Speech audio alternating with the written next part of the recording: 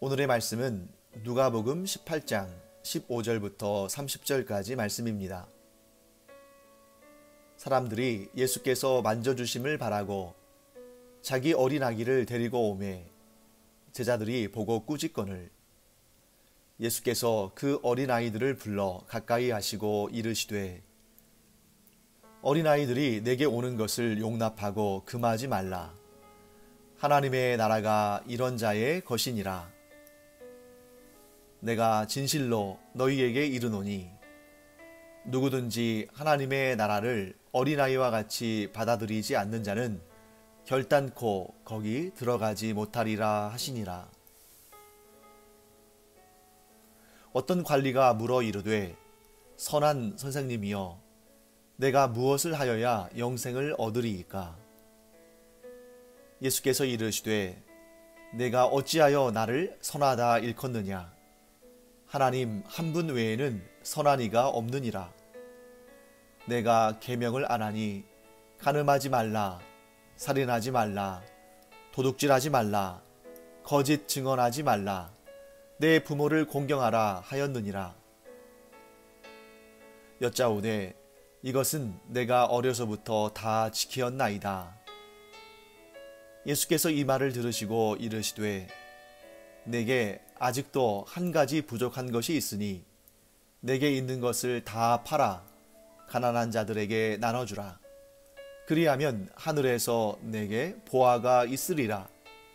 그리고 와서 나를 따르라 하시니 그 사람이 큰 부자이므로 이 말씀을 듣고 심히 근심하더라. 예수께서 그를 보시고 이르시되 재물이 있는 자는 하나님의 나라에 들어가기가 얼마나 어려운지 낙타가 바늘귀로 들어가는 것이 부자가 하나님의 나라에 들어가는 것보다 쉬우니라 하시니 듣는 자들이 이르되 그런즉 누가 구원을 얻을 수 있나이까? 이르시되 무릇 사람이 할 수 없는 것을 하나님은 하실 수 있느니라. 베드로가 여짜오되 보옵소서 우리가 우리의 것을 다 버리고 주를 따랐나이다. 이르시되 내가 진실로 너희에게 이르노니 하나님의 나라를 위하여 집이나 아내나 형제나 부모나 자녀를 버린 자는 현세에 여러 배를 받고 내세에 영생을 받지 못할 자가 없느니라 하시니라. 우리가 오늘 읽은 본문에는 상반된 두 부류의 사람들 또한 그들을 좀 다른 태도로 맞이하시는 그런 예수님과 제자들의 모습이 서로 대조되어 나타납니다. 먼저 한 부류의 사람들은 자기의 어린 아기들을 데리고 예수님께 와서 예수님께서 그 아기들을 만져주실 것을 바라고 있습니다. 예수님의 그 복된 손길, 예수님의 그 사랑의 손길에 이 아이들이 복받기를 원하는 것이죠. 또 다른 한 부류의 사람은 본문에 어떤 관리라고 소개되는 큰 부자입니다. 자, 이 부자를 소개할 때에 관리라고 소개하고 있죠. 그래서 이 사람은 부자이면서 또한 관리이기도 한 이런 사람인데 이 관리라는 이 단어는 헬라어 원어로 아르콘이라는 단어를 쓰는데 이 관리라는 이 직책이 구체적으로 어떤 일인지는 지금 본문에 나와 있지는 않습니다. 근데 보통 이 용어는 회당장이나 또 관료, 지도자 그리고 또 유대인들의 이 종교 협의체죠. 이 유대인들의 집단 지도자 구성원인 그 산헤드린이라는 공의회의 회원일 가능성도 내포하고 있습니다. 자, 그 어떤 종류의 직책이든 간에 이 관리라는 직분을 받은 사람들은 사람들에게 존경과 두려움의 대상이 되고 또한 부러움의 대상이 되었겠죠. 그리고 자기의 직책을 이용해서 또 많은 경제적인 유익을 얻을 수 있는 그런 사람이기도 했습니다. 그러니까 아마도 뒤에서는 이 관리들에 대해서 욕을 할지 모르지만 그 앞에서는 굽신거리고 또 어디를 가든지 상석에 앉고 또 사람들에게 대접받는 그런 사람이었을 겁니다. 거기에다가 이 관리는 본문에서 말씀하실 정도로 큰 부자였으니까 뭐 부러울 것이 없는 사람이겠죠. 그런데 이 두 부류의 사람들을 대하는 예수님의 방식은 달랐습니다. 아니, 사실은 정확히 말하면 예수님이 이들을 차별했거나 예수님께서 사람에 따라서 그들의 형편이나 그들의 직책이나 그들의 경제적인 상황이나 이런 것들을 보시면서 예수님께서 다르게 대하시는 것이 아니라 예수님은 사실 한결같으십니다. 그래서 예수님을 찾아와서 예수님을 의지하고 예수님을 영접하고 예수님께서 나의 구원자라고 고백하는 자들에게는 한없이 인자하고 자비하시고 온유하셨지만 특히 외식하는 자들, 오늘날 우리가 쓰는 말로는 위선적인 자들을 향해서는 예수님께서는 단호하셨습니다. 예수님께서는 그들의 고칠 것, 그들의 문제, 그들의 잘못, 그들의 죄에 대해서 모른 채 하지 않으셨어요. 보통 사람들은 이러한 외식하는 사람들의 문제에 대해서 그냥 보아도 못 본 척, 당해도 어쩔 수 없는 그런 상황이었습니다. 왜냐하면 그들이 실권을 가지고 있었고 자신들은 상대적으로 약한 존재였기 때문이죠. 하지만 예수님은 항상 공평하시면서 또 항상 자비로우시면서 항상 복을 주시기를 원하시는 분입니다. 그런데 오늘 이 본문에서는 예수님께서 이 가난하고 또 약한 자들에게는 너그러우신 것처럼 보이고 이 부유하고 강한 자들에게는 어떻게 보면 좀 불친절하시기도 하시고 어떻게 보면 좀 심지어 공격적인 모습을 보이시는 것처럼 그렇게 보인다는 것이죠. 모든 사람들을 대하여 한결같으신 은혜와 사랑으로 바라보시는 예수님께서 왜 그러셨을까? 그것은 그 사람의 속마음을 아시기 때문입니다. 자, 먼저 우리가 이 예수님께 자기의 아기들을 데리고 오면서 만져달라고 했던 그 사람들을 한번 지켜보기 바랍니다. 그리고 그 아이들에 대해서 우리가 한번 상상해 보기 바랍니다. 이 사람들이 왜 예수님께 자기의 아기들을 만져달라고 왔을까요? 예수님께서 특별하신 분이라는 걸 알았기 때문에, 예수님께서 복 주시는 분이라는 것을 알았기 때문에, 무엇보다 예수님께서 구원의 주님이라는 것을 알았기 때문에 예수님께로 나왔습니다. 그런데 예수님의 제자들은 예수님처럼 공평하지 않았죠. 예수님은 예수님께 나아오는, 두 손 들고 예수님께 나아오는 자들은 다 받아주셨습니다. 반면에 예수님이 주님이신데, 예수님께서 하나님이신데 주님이시고 하나님이신 예수님을 영접하지 않는 자들에게는, 그들에게는 예수님께서 단호하게 대하셨습니다. 그런데 이 제자들을 한번 보시죠. 제자들은 예수님처럼 공평한 사람이 아니었습니다. 공평한 자들이 아니었습니다. 자, 지금 제자들이 어떤 일을 하고 있냐면 자기의 아기들을 만져달라고 오는 사람들을 막 꾸짖었어요. 아마 표면적인 이유는 이거겠죠. 사람들이 지금 얼마나 많은데, 예수님께서 얼마나 바쁘신데 왜 예수님을 귀찮게 하냐. 그리고 아이들이 와서 여기에서 막 울고 떠들고 또 조금 큰 아이들은 막 이리저리 뛰어다니고 소란스럽게 하면 예수님께서 사역하시는데 방해가 되지 않느냐. 이게 표면적인 이유였을 겁니다. 그런데 그들의 속마음을 한번 볼까요? 만일 부유한 사람들이, 권력 있는 사람들이, 힘 있는 사람들이 자기의 아기들을 예수님께서 만져주시기를 바라면서 데려왔다면 그들이 그런 사람들을 꾸짖었을까요? 결코 그렇지 않았을 겁니다. 오히려 정말 잘 오셨습니다.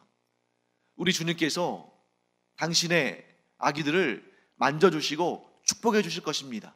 자, 이리 오시죠 하고 좋은 자리를 내어줬을 겁니다. 즉 예수님께서 불공평하신 것이 아니라 사람들이 불공평한 것이죠. 나는 약하고 나는 가난하고 그래서 강하고 부유한 사람들한테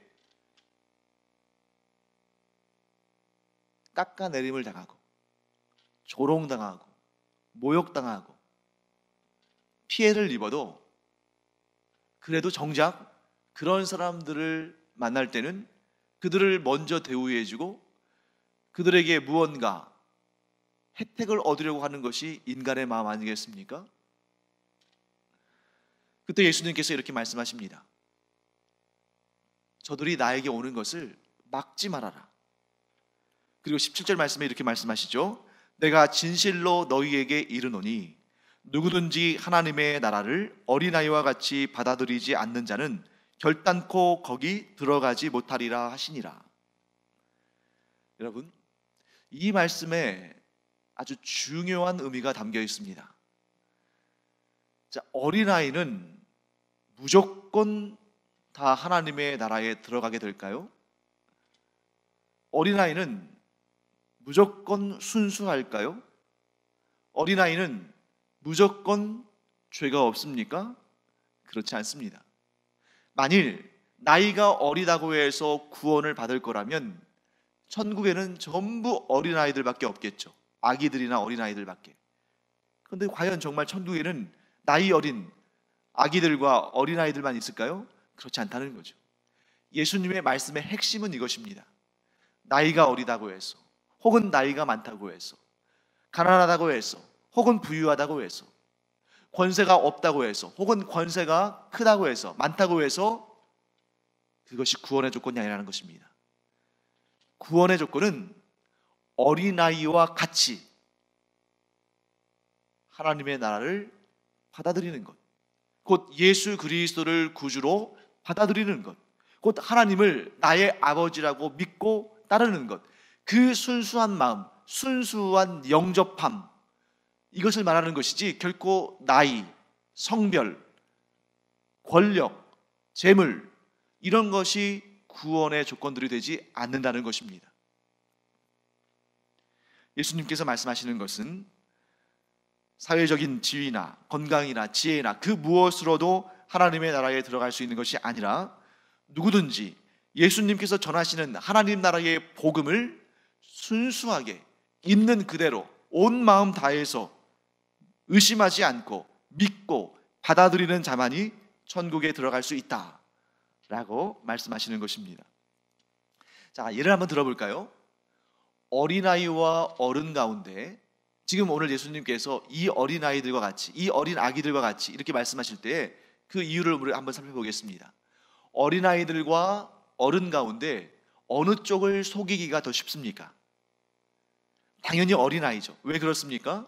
어린아이는 물론 이제 아는 것도 많지 않고 경험도 많지 않아서 그럴 수도 있습니다만 누가 무슨 말을 하면 그냥 받아들이죠. 그러니까 속이기가 쉬운 것이고, 그래서 아이들은 사람을 잘 만나야 됩니다. 부모를 잘 만나야 되고, 스승을 잘 만나야 되고, 친구들을 잘 만나야 됩니다. 왜요? 쑥쑥 흡수하고 백지장처럼 그 아래다가 뭘 그리냐가 굉장히 중요하기 때문이죠. 그래서 예수님께서 말씀하신 것은 어린아이들은 무조건 구원받는다, 어린아이들은 무조건 하나님의 나라에 들어가게 된다, 이런 말씀을 하시는 것이 아니라 이 어린아이의 속성을 말씀하는 거죠. 의심하지 않고 받아들이는 그 속성, 예수님의 말씀을, 천국 복음을 의심하지 않고 믿고 받아들이는 자가 하나님의 나라에 합당하다라고 말씀하시는 것입니다. 이런 말씀을 우리가 마음속에 받아들이다 보면, 저는 그랬어요.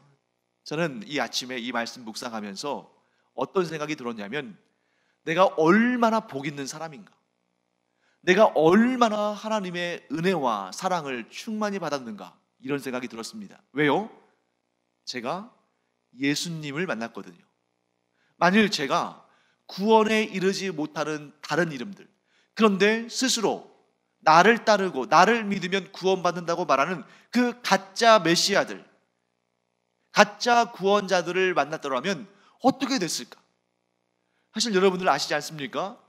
이 세상에 우리가 어떤 복음을 전해서 그 복음을 영접하고 구원받는 사람들도 있지만, 저도 마찬가지고 많은 분들이 믿음의 가정에서 태어났기 때문에 자연스럽게 복음을 어렸을 때부터 듣고 믿고 구원받은 경우들이 얼마나 많습니까? 그런데 그 반대 경우를 한번 생각해 보세요. 하나님의 나라의 복음, 예수 그리스도의 복음의 말씀, 영원한 생명 구원의 하나님의 역사, 이런 말씀이 먼저 주어지지 아니하고 스스로는 복음이라고 하지만, 스스로는 진리라고 하지만, 스스로는 구원자라고 하지만 예수님 아닌, 하나님의 말씀이 아닌 다른 것을 접한 사람들은 얼마나 안타까운 일입니까? 물론 저는 기도합니다. 그런 분들에게 하나님의 크신 은혜가 임해서 그 잘못된 길로부터 돌이켜서 영원한 생명의 구원의 말씀으로 나아올 수 있기를 간절히 기도하는 것이죠. 하지만 그것이 얼마나 어려운 일인가를 우리는 잘 압니다. 우리는 너무나 감사하고 행복하지만 동시에 우리는 간절한 마음으로, 안타까운 심령으로 하나님께 간구해야 됩니다. 복음을 듣지 못한, 진정한 구원자를 만나지 못한 그들이 복음을 듣고 구원자이신 예수 그리스도를 만나고 하나님의 구원받은 자녀가 되기를 우리는 간절히 기도해야 됩니다. 어린아이와 같은 그런 순수한 마음일 때 복음을 영접하기를, 또한 어린아이와 같은 그 순수한 마음을 잃었다 할지라도 성령께서 그 마음을 녹여주셔서 그가 복음을 듣고 예수 그리스도를 구주로 영접하고 하나님의 구원받은 자녀가 되기를 우리는 간절히 사모해야 되는 것입니다. 자, 그 다음에 우리가 또 한 명의 인물이 등장하죠. 어떤 관리라는 사람, 굉장한 부자입니다. 이 사람이 예수님께로 나왔습니다. 예수님께서 만져주심을 바라고 아기들을 데리고 온 그 가정들처럼 이 부자 관리도 굉장히 복된 사람이죠. 왜? 예수님께로 나왔으니까. 또한 예수님께 질문도 하고 예수님께 답을 얻기도 하는 그런 시간을 가질 수 있었으니까 얼마나 복된 사람입니까? 그러나 우리가 이 본문을 읽어서 알지만 그는 그 복을 얻지 못하고 돌아갑니다. 인간적으로 볼 때는, 이 당시에 사회적으로 볼 때는 남부러울 곳 없는 사람입니다. 지도자의 역할에 있는 관리고 또 큰 부자라고 되어 있으니까 평생 먹고 살 것 걱정 없이, 아니 대대로 부유하게 살 수도 있겠죠. 그런데 왜 이 사람은 예수님의 칭찬을 받지 못하고 오히려 예수님의 꾸지람을 듣고 또 생명의 길이 그 앞에 열려 있음에도 불구하고 그 길을 가지 아니하고 근심하며 자기의 길로 돌아갔을까? 이 사람이 예수님께 와서 무엇을 여쭤봤습니까? 내가 무엇을 하여야 영생을 얻으리이까? 그 앞에 또 이렇게 말했죠. 선한 선생님이여, 내가 무엇을 하여야 영생을 얻으리이까? 여러분, 누가 예수님께 와서 선한 선생님이여, 선하신 분이시라고 말씀하면 나쁜 말 아니잖아요. 선한 선생님이여, 내가 무엇을 하여야 영생을 얻으리이까? 그런데 이 질문에 대한 예수님의 반응은 의외입니다. 뭐라고 말씀하시냐면, 내가 어찌하여 나를 선하다 일컫느냐? 하나님 한 분 외에는 선한 이가 없느니라. 이 대답에 아마 이 부자 관리는 적지 않이 당황했을 겁니다. 일단 자기가 무슨 말을 했을 때 이렇게 화내듯이 또 맞대응하지 않고, 그러니까 맞장구 치지 않고 꾸짖듯이 책망하듯이 말하는 이런 사람들은 거의 없었을 거예요. 이 사람은 지도자의 역할을 하는 관리고 또한 돈도 많은 부자였기 때문에 다들 이 사람 앞에서는 속으로는 어쩔지 모르지만 겉으로는 친절하게 하고 무슨 말을 하면 맞장구 쳐주고 옳다 하고 저 기분 맞춰주려고 아마 그러지 않았겠습니까? 그런데 예수님께서는 아주 총명스럽게 네가 어찌 나를 선하다 일컫느냐 하면서 이렇게 반응할 때는, 그런 반응에 익숙하지 않은 이 부자 관료는 당황했겠죠. 어디 이 부자 관료만 당황했겠습니까? 그 주변에 있던 예수님의 제자들, 또 그 모습을 지켜보던 사람들도 굉장히 당황했겠죠. 좋은 옷을 입고 부자고, 그러니까 그 마을 사람들이 다 알고 있을 텐데, 아니 왜 저 사람에게 저렇게 창피하게 모멸감을 느끼게 저렇게 몰아세우시는가? 평소에 예수님답지 않다.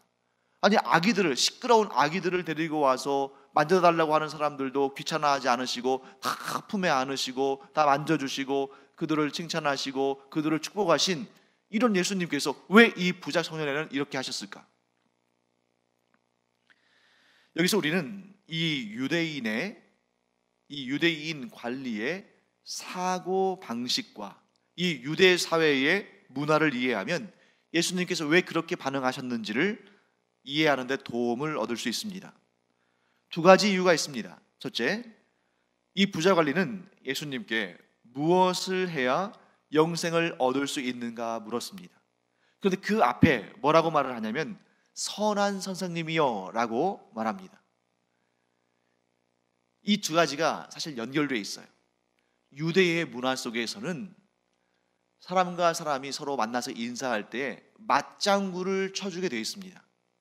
이쪽에서 선한 인사를 건네면 저쪽에서도 선한 인사를 건네고, 이쪽에서 퉁명스럽게 말하면 저쪽도 퉁명스럽게 말하는 겁니다. 눈에는 눈, 이에는 이. 그런데 예수님께서는 이 선한 선생님이요, 이거 좋은 인사잖아요. 그런데 그 인사에 대해서 맞장구 치지 않으신 거죠. 너 왜 나를 선한 선생이라고 하느냐? 너 왜 나에게 선하다고 말하느냐? 선한 분은 오직 하나님 한 분밖에 계시지 않지 않느냐? 왜 그랬냐면 그 다음 말을 우리가 보면 알 수 있습니다. 내가 무엇을 하여야 영생을 얻으리이까? 영생에 대한 관심을 가지고 왔습니다. 그런데 이 부자 관리는 예수님을 시험하기 위해서 온 것은 아닙니다. 왜냐하면 예수님의 말씀을 듣고 나중에 이 부자 청년이, 이 관리가 예수님의 말씀을 듣고 근심하면서 가거든요. 이 근심하면서 가는 이유가 뭐냐면 이 사람이 정말 영생에 대해서 관심이 있었다는 것입니다. 그런데 문제는 그 영생을 얻기 위해서 무엇을 해야 하는가? 라는 이 유대인의 특유의 사고방식을 가지고 있었다는 거죠. 방금 전에 예수님께서 아기들을 데리고 그 아기들을 만져주시기를 바라고 예수님께 온 이 사람들을 칭찬하셨습니다. 그들에게 너그럽게 대하셨습니다. 그들을 친절하게 맞이하셨습니다. 그리고 뭐라고 말씀하셨냐면 이 어린아이들과 같이 하나님의 나라를 순수한 믿음으로 받아들이는 자가 하나님 나라에 들어가게 된다 하고 말씀하셨어요. 이게 예수님의 가르치심이고 이것이 바로 복음입니다. 우리가 어떤 행위로나 어떤 공로나 율법을 지킴으로나 혹은 선을 행함으로 하나님의 나라에 들어가는 것이 아니라 순수하게 이런 어린아이들처럼 믿음으로 예수 그리스도를 구주로 영접하고 하나님의 나라가 나에게 임한다는 그 구원의 확신을 순수하게 갖는 이런 자들이 하나님의 나라의 백성이 된다고 예수님은 말씀하십니다. 반면에 이 부자 관리는 어떤 사고관념을 가지고 있습니까? 뭔가를 해야 한다는 거죠. 그러니까 예수님께서 지금 이 부자 관리의 사고방식이, 그의 가치관이 구원에 이르는, 영생에 이르는 그의 생각이 잘못된 것을 아시고 그 생각을 지금 고쳐주시는 것입니다. 예수님께서 뭐라고 하십니까? 먼저 물으시죠. 그러면 너는 영생을 얻으려면 어떻게 해야 한다고 생각하느냐? 그가 대답합니다. 여러 말 했습니다만 딱 간단하게 요약하면 율법을 지키면 된다고 들었습니다. 그렇게 배웠습니다. 예수님께서 말씀하시죠. 그래, 그럼 율법을 지켜서 구원 받거라. 그리고 한 가지를 더 말씀하시죠. 그런데 너는 너의 소유를 다 팔아서 가난한 사람들에게 나눠주고 너는 나를 따르라. 자, 너는 나를 따르라. 너는 나를 믿고 나를 따르라. 이 말씀은 사실 이 부자 관리에게 그렇게 문제가 되는 말은 아니었을 겁니다. 이 따른다는 것은 스승을 따른다, 즉 그의 제자가 된다는 말이기 때문에 그 정도의 각오는 이 부자 관리가 했을 거예요. 그러니까 스스로 자기 발로 예수님을 찾아왔죠. 그런데 그 앞에 있는 말이 문제가 됩니다. 바로 거기에서 두 번째 이유가 나옵니다. 자기의 소유를 다 팔아서 가난한 사람들에게 줘라. 그러면 네가 구원을 얻고 또한 하나님의 나라 곧 천국에서 너에게 많은 상이 주어질 것이다. 그런데 이 청년은 왜 근심하면서 돌아갔습니까? 예수님 말씀을 듣고 못하겠다는 거죠. 자기의 재물을 다 팔아서 가난한 사람들에게 나눠주는 그 일은 못하겠다. 내가 예수님의 제자가 돼서 예수님께 배우고 예수님을 따라다니고 할 수는 있지만, 그건 나도 원하는 바지만, 그런데 내 재물을 다 팔아서 가난한 사람들에게 나눠줄 수는 없다. 예수님이 하시는 말씀은 바로 그곳에 있습니다. 첫 번째 말씀 뭐였어요? 구원은 선한 행위, 율법을 지키는 행위, 공로, 선을 행하는 것, 이런 것을 가지고 얻는 것이 아니라 어린아이들과 같이 믿음으로 얻는 것이다. 그리고 두 번째, 하나님 외에 더 사랑하는 것이 있다면 그것은 우상을 섬기는 일이고 그런 마음 가지고는 구원받을 수 없다고 말씀하시는 것입니다. 많은 분들이 이 본문을 읽을 때에 이 부자 청년처럼 이렇게 고민할 수도 있을 것 같습니다.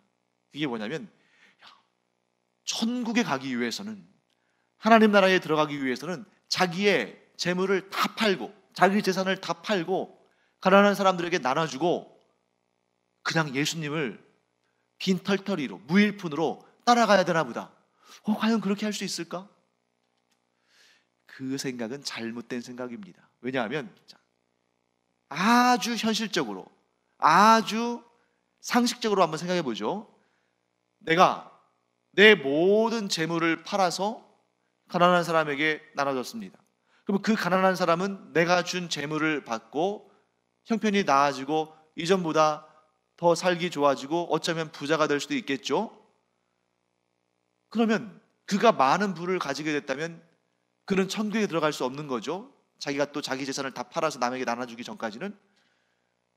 그러면 내가 선한 일을 한다고, 예수님 말씀을 따른다고, 그 말씀에 순종한다고 누구에게인가 내 재물을 줬는데, 그러면 그 사람은 천국 못 가는 거잖아요. 마치 폭탄 돌리기 하는 것처럼, 재물이 천국 못 가게 하는 그런 폭탄인 것처럼 이리저리 돌다가 맨 마지막에 누구에게가 도착했을 때 그 안에서 터지면 그 사람은 천국 못 가고 지옥 가는 겁니까? 재물이 천국 가고 못 가고를 결정하는 것이 아닙니다. 무엇을 주인 삼고 있는지를 말씀하시는 거예요. 자, 성경을 읽어보십시오. 부유함, 재물을 죄라고 말씀하지는 않습니다. 그게 죄가 될 수는 있다고 말씀하시죠.